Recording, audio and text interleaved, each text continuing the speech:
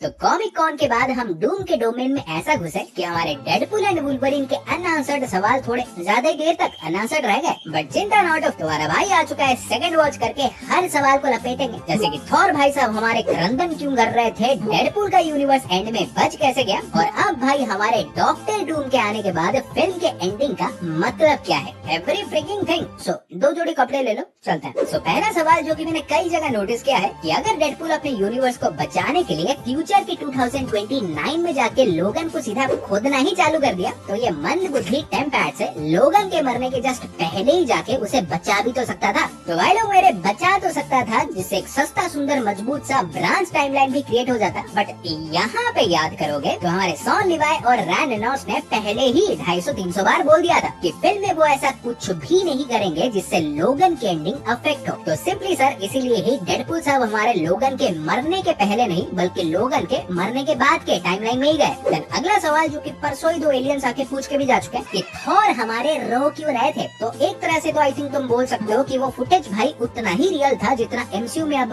Kang है। But unlike हमारे Kang इसे दिखाने के पीछे एक रीजन था। लाइक रिसेंटली एक इंटरव्यू में हमारे रेनॉल्ड्स साहब ने बता दिया था कि ओरिजिनली डेडपुल 3 को लेके उनके 3-4 और आइडियाज थे। एक तो भाई डेडपुल और वुल्वरीन को लेके एक कंप्लीट लो बजट वाले रोड ट्रिप टाइप मूवी बनाना, इसमें ये पिंटू चिंटू हमारे पीछे बैठ के बात करते और दुपिंदर साहब हमारे गाड़ी चलाते। फिर दूसरा एमसीयू के हमारे जितने भी ऐसे फेमस सीन्स है like infinity war, end game, she Hulk, जहाँ से लिया तो उन सबको हमारे डेडपुल साहब के पर्सपेक्टिव से दिखाना। पर एक और आइडिया जो था कि डेडपुल 3 को थॉर द डार्क वर्ल्ड का एक ऐसे फ्रेम टू फ्रेम रीमेक की तरह बनाना, बस एंड में थोड़ा ऐसे चेंज कर देते हैं। सो आई थिंक ये थॉर के रोने वाला सीन एक्चुअली और कुछ नहीं उसी ही आइडिया का एक ईस्टर एग हो सकता है। फिर अगला सवाल कि केचप और मस्टर्ड हमारे एक स्लिंग रिंग से मल्टीवर्स ट्रेवल कैसे कर लिए, और अगर पॉसिबल था तो कसंड्रा दीदी अब तक खुद से यूज करके बाहर क्यों नहीं जा रही थी, वो क्यों गाँव लेके पड़ी थी वार्ड में। तो यहाँ पे देखो सर, एक नॉर्मल स्लिंग रिंग से वैसे तो कोई मल्टीवर्स ट्रैवल पॉसिबल है ही नहीं, पर यहाँ पे भी कैसेंड्रा के पास कोई कमरताज मैन्युफैक्चरिंग लिमिटेड यानी कोई नॉर्मल स्लिंग रिंग था भी नहीं, बल्कि उसके स्लिंग रिंग में टाइम और रियलिटी स्टोन दोनों ही लगे थे। तो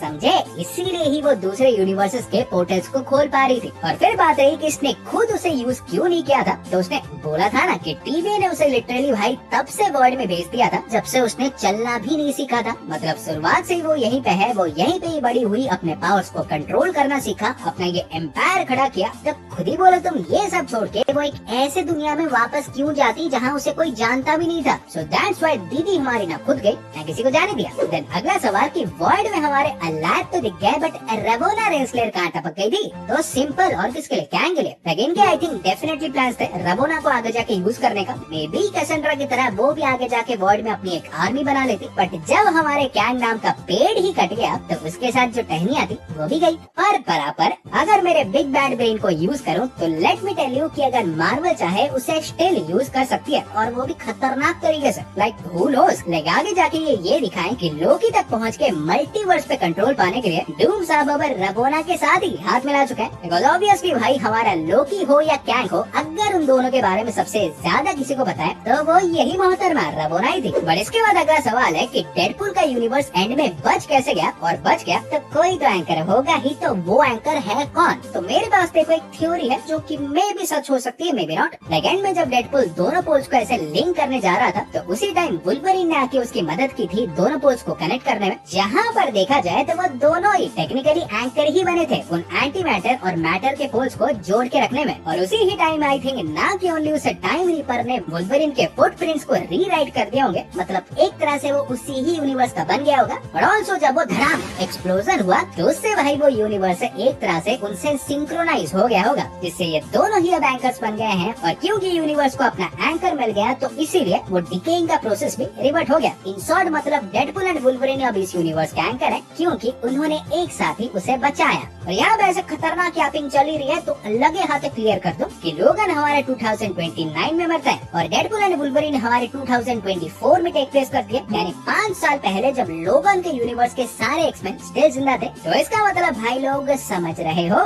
कि करंटली हमारे डेडपुल के यूनिवर्स यानी अर्थ 10005 में दो डबल दुक्की ट्वाइस लोगन से भटक रहे होंगे। एक तो उसी ही यूनिवर्स का और एक जिसको डेडपुल लेके गया। इनफैक्ट दो X-23 भी। फिर 3-4 लाख लोगों का ये सवाल भी है, बात अलग उतने लोग मेरे वीडियो देखते नहीं, बट जो सवाल है कि अगर ऐसे हर यूनिवर्स अपने अपने एंकर बींग्स पे टिके हैं, तो जब ये एंकर्स हमारे बूढ़े होके लुढ़क जाते होंगे तो क्या वो यूनिवर्स भी ऐसे लुढ़क जाता होगा? बिकॉज कोई इमॉर्टल तो है नहीं। तो आई थिंक हमारे ऐसे सारे यूनिवर्सेस अपने अपने एंकर बींग्स को ऐसे एक के बाद एक चुनते होंगे। एक निकल लिया तो कोई और बन जाएगा, फिर वो भी निकल लिया तो कोई और ऐसे भी नहीं कि गड्ढे में गिर के या कबूतरों से लड़के निकल लिया। आई थिंक ये सिर्फ तभी अप्लाई होता होगा जब प्रीवियस वाला एंकर कोई नेचुरल कॉज से ही निकला हो, लाइक एजिंग और समथिंग। बिकॉज सीधी बात है, सिर्फ एक इंसान पे ही सब कुछ टिका होता तो तुम्हें ये नहीं लगता कि एमसीयू जुरासिक एज से मॉडर्न एज तक आ भी पाता? तो अगला सवाल है कि अब जब हमारी मल्टीवर्स सागा की गड्डी कैंग डायनेस्टी की जगह डूम्सडे जाने वाली है, तो डेडपुल एंड वुल्वरीन के एंडिंग का क्या मतलब है? ये सेटअप कुछ करता भी है या ऐसे ही? बिकॉज ओरिजिनली तो प्लान्स हमारे यही थे कि पैराडॉक्स साहब हमारे काउंसिल ऑफ कैंग्स के खिलाफ लड़ने के लिए सारे एंकर बींग्स को ऐसे एक साथ लाके एक मल्टीवर्सल अवेंजर्स की टीम बनाएगा, जो कि क्लियरली वैसा आसपास घंटा कुछ तो हुआ नहीं। तो अब क्या? तो यहाँ पे ऑनेस्टली आगे हो तो भाई कुछ भी सकता है। मैंने अच्छा खासा स्पेक्यूलेट भी किया है, ऊपर जाके देख लो। बट एंडिंग को एक और बार एनालाइज करने के बाद मेरे हिसाब से दो और रास्ते भी हैं। पहले तो तुम्हें याद ही होगा हमारे पैराडॉक्स ने कहा था कि टीवीए के एक हायर अथॉरिटी के हिसाब से डेडपुल आगे जाके कुछ बहुत ही बड़ा करने वाला है। और लेट मी टेल यू कि वो हायर अथॉरिटी और कोई नहीं, लोकी ही होगा। या तो लोकी ने किसी को ऐसे चिट्ठी भेज कर ऑर्डर दिया होगा। और अगर भाई लोकी का ही हाथ है, पैर है, जो कुछ भी है, तो सीधी बात है लोकी सिर्फ डेडपुल पे तो नजर नहीं रख रहा होगा, हर टाइमलाइन के हर कैरेक्टर पे उसकी नजर होगी। तो यहाँ पे आई थिंक जो प्रीवियस आइडिया था कि एजेंट पैराडॉक्स ही मल्टीवर्सल अवेंजर्स को रिक्रूट करता, तो अब भाई वो नहीं बल्कि लोकी ही सीधा हमारे टकले राज वॉचर की तरह हर टाइमलाइन से ऐसे एंकर बींग्स को पिकअप करके डूम के खिलाफ अपनी एक टीम बनाएगा। और डूम्सडे में वो अवेंजर्स हमारे आइदर मैनेजर से स्पेक्यूलेट किया था द पार्लियामेंट ऑफ डूम्स के खिलाफ हो, या तो भाई मास्टर्स ऑफ इवल डूम का बनाया गया एक ऐसा मल्टीवर्सल ग्रुप जिसमें उसने भी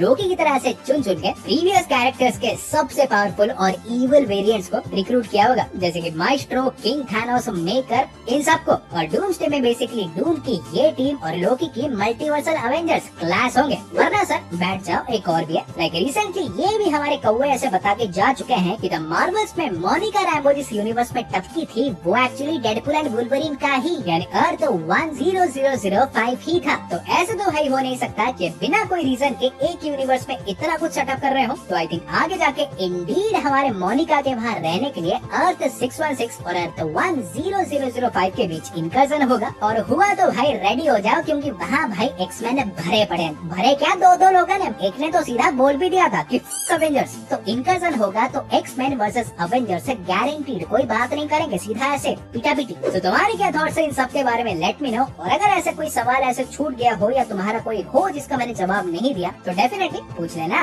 और वीडियो पसंद आई हो तो प्लीज वीडियो को लाइक कर दो, वरना इनकर्जन होगा फालतू का झंझट, मुझे फिर ओवर टाइम करना होगा। कौन करे?